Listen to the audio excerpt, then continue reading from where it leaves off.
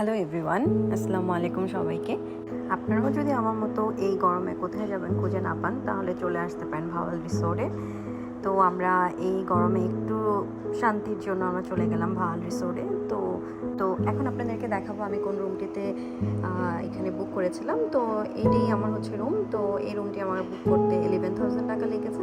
তো আপনারাও যদি অন্য কোনো সিজনে আসেন হয়তো বা কিছু টাকা ডিসকাউন্ট পেতে পারেন, বাট আমি যেহেতু প্রথমবার আসলাম so I don't get any discount. So see is my room. So finally আমি আমার রুমে চলে আসলাম। তো আপনারা দেখতেই পাচ্ছেন রুমটি অনেক বড়। তো আমরা যেই জোনটিতে ছিলাম ওই জোনে আসলে এক একটা কটেজে একটা করেই রুম ছিল। তো আমরা রুমে ফ্রেশ হয়ে চলে এলাম হচ্ছে লাঞ্চ করতে। ঢাকায় বসে বসে বাহিরের কান্ট্রির ফিল নিচ্ছি আমি এখানে বসে বসে। This place is very beautiful and আমরা ওটা শেষ করে চলে এলাম সুইমিং পুলে। আর এই রিসোর্টে আসবার সুইমিং পুলে নামবো না তা তো হতেই পারে না। তো এত সুন্দর পানি দেখে আসলে আমার আর সহ্য হলো না, তো আমি চেঞ্জ না করে সুইমিং পুলে নেমে গেলাম। এই গরমের মধ্যে সবচেয়ে শান্তির জায়গা হচ্ছে সুইমিং পুল। তো আমার তো এখানে এসে অনেক ভালো লাগলো। তো আমি সুইমিং শেষ করে ফ্রেশ হয়ে আমাদের কটেজে ফিরে গেলাম। আর এই রাতের বেলা এত সুন্দর মোমেন্ট যে এক কাপ কফি যদি না খাই তাহলে তো সময়টা পারই হবে না। তো আমি বসে বসে কফি খেতে খেতে তো এইখানে আমি বসে বসে কফি খাচ্ছিলাম আর পুরো এনভায়রনমেন্টটা আমি এনজয় করতেছিলাম। তো একটু পরে আপনাদেরকে দেখাচ্ছি যে রাতের বেলা এই ভাওয়াল রিসোর্টটা দেখতে কীরকম লাগে। তো আমার তো খুবই ভালো লাগে রাতের বেলা পুরো রিসোর্টটা ঘুরে দেখার জন্য। তো রাত 1-1:30টার দিকে আমি বের হয়ে গেলাম আমার ফ্রেন্ডকে নিয়ে পুরো রিসোর্টটা ঘুরে দেখার জন্য। তো যেদিন আমি এই রিসোর্টটাতে আসছি ওই দিন আসলে কোনো গভর্নমেন্ট হলিডে ছিল না, তো আমি ওয়ার্কিং ডেতে আসছি। তো সেই কারণে দেখা যাচ্ছে এখানে কোনো মানুষই নেই। তো রাতের বেলাটা আমি আসলেই এত পরিমাণ উপভোগ করেছি এবং পুরো রিসোর্টটা ঘুরে দেখেছি। তো আসলেই আমার মনে হয় যে বড় লোকের আসলে বড় লোকের কাজ কারবার বলতে কি বোঝায়। তো আমার তো এসে এখানে খুবই ভালো লাগলো। তো আমি এখানে একটা ব্রিজ দেখতে পেলাম যেটা আমার কটেজের পাশেই ছিল।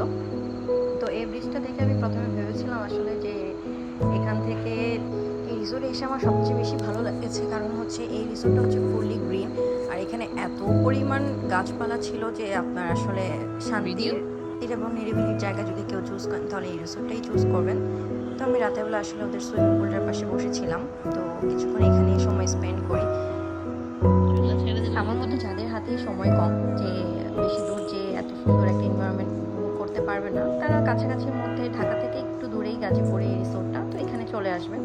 তো আমার যে জোনটা ছিল ওই জোনের যে কটেজগুলো ছিল প্রত্যেকটা কটেজ দেখে আসলে আমার দেশের বাইরের কথা মনে পড়তেছে। আসলে আমি অনেক সময় কম নিয়ে আসছিলাম তাই এখানে আমি বেশি দিন থাকতে পারলাম না। এবং আপনাদেরকে ভিডিওতে আমি আরও কিছু জিনিস দেখাতে চেয়েছিলাম, যেটা হচ্ছে এখানে অনেকগুলো অ্যাক্টিভিটিস করার জায়গা ছিল।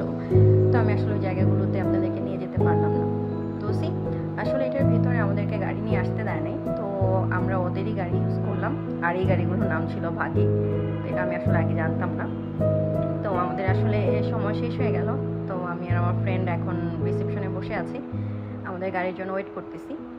তো এখানে আমরা এক কাপ কফি খেয়ে নিই, তারপর আমরা গাড়ির কাছে চলে যাই। তো আপনাদেরকে আরেকটা জায়গা দেখানো আমার মিস হয়ে গেছে, আমি একটু দেখাচ্ছি আপনাদেরকে।